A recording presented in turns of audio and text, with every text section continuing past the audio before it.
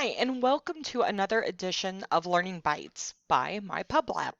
I'm Jen Smith, and I am going to walk you through today creating your own author Facebook page. So the first thing we need to do is just go to facebook.com right here. There you go. And once you're there, if you already have a Facebook presence, in other words, if you have a personal Facebook page, you want to go ahead and just log into that, and then pick up once we start to create the new page. And I'll clue you in when we're there. If you do not, you want to under create a new account, enter your real first name, last name, your email address, confirm that, and create a password. Then you're going to need to enter your birth date. No, this is not my real birth date. And then you're going to click on your gender. And that's all there is to it. And then we're going to sign up. What's going to happen after you when you sign up for the first time, you're going to get a notification. I'm going to go ahead and save that. You're going to get a notification at the email address that you gave. Notice here that has a code. Now you have two options when you get that email, and right there's our email. I'm going to click into my Facebook. You can click confirm your account, or you can copy this code and paste it in. I'm just going to click confirm your account. And that's going to save us a lot of trouble. It's just going to bring us right in. Great, we are confirmed. Now we're going to upload a profile picture. When you're uploading a profile picture, you want to make sure you now have the option to also take a photo from your computer, but you want to make sure that you use a high quality profile picture. In other words, it needs to be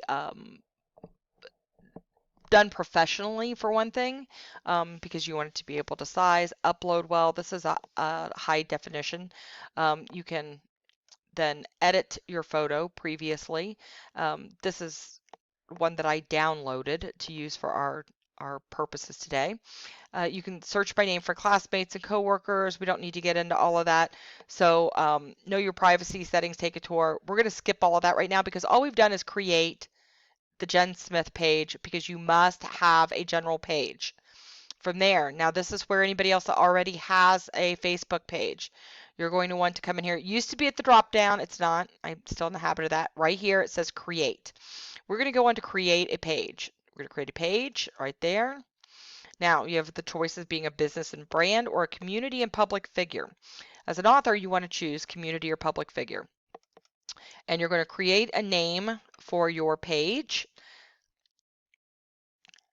And you're going to create a name for your page. So I recommend, if you're going to create a name, use your author name. And in this situation, it's going to be, oops, there we go. My page name is going to be my pen name.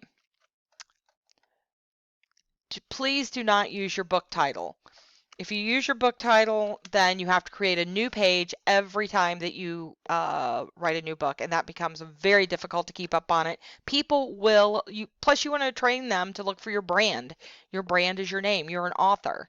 You're going to click the category as author. I typed in there. It's going to pop up so you can choose it from the drop-down menu and just continue.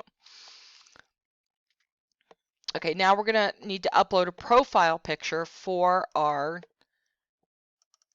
author page. And it's fine to use the same one. I recommend using one that is either a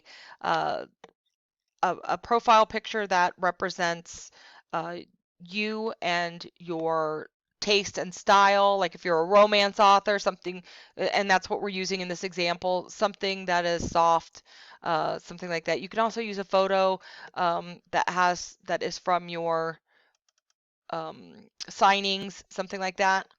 Now the photo that I chose to use here for our background, which is still loading, no, apparently didn't take it. So we're going to go in here, we're going to choose from photos, which is great because this gives me the opportunity to show you. Before I choose from the photos, this is the photo that I chose. There, this is a very classic romantic because I'm a romance novel, so that novelist in this example. When you're choosing a background picture, if you don't have one, and you can certainly use your book covers if you'd like, just make sure that you size them right or they're not going to look right in the background. But as a romance author, this is a great background picture. It's high quality. You're not going to have the pixelation. And the reason that I'm telling you that is because I came here to unsplash.com. Another option is Pexels, P-E-X-E-L-S. These are two great options to choose um, photos that are free to use and royalty free. So you need no licensing to use them, not for commercial, not for online with social media, whatever it is you choose. You'll see that I typed in just romance to search in both of these in this situation to find these photos, and you can use any of them.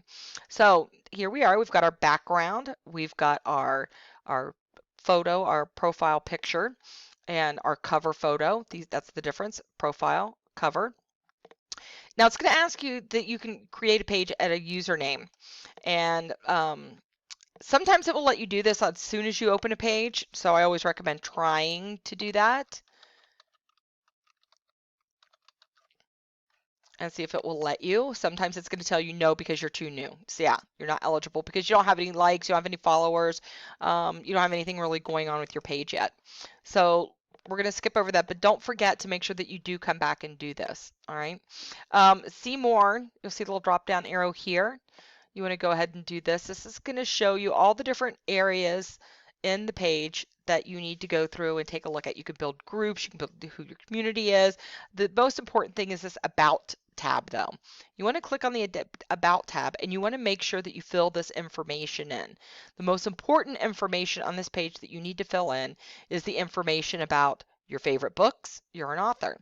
Your personal interest. People like to know, get to know you better. They like to feel like they know you personally. That's going to it's called social media. That's why they're coming to your page. People do not come to your page to buy your books. You should absolutely market your books on your page, but that's not all you should do. If you have awards, if you have won the President's Award with FAPA, the Florida Author and Publishers Association, you want to list that. If you have won the Ben Franklin Award with the Independent Book Publishers Association, IBPA, you would enter that here. Any other ones, Goodreads, Reader's Choice, you want to make sure that you enter those things. So now we have a page. This is your information. If you go to your home, this is where you're going to make your posts. Facebook is running a little slow today. All right, so right here where it says write a post, this is where you're going to be able to enter your post. Here's a lot of great options. You can add photos or videos, which I recommend doing. Again, if you're going to use a photo or video, if it's not one that you already have saved and you need something to go with your post, use Unsplash or Pexels, P-E-X-E-L-S, and you'll be able to find some good quality photos to use there. We cover how to do a post and what to do in it for your social media and representation for your marketing and other editions and other tutorials. So please join us for those. Facebook will give you your very first posts so that they can show off your beautiful face and your background picture that you've chosen for your cover.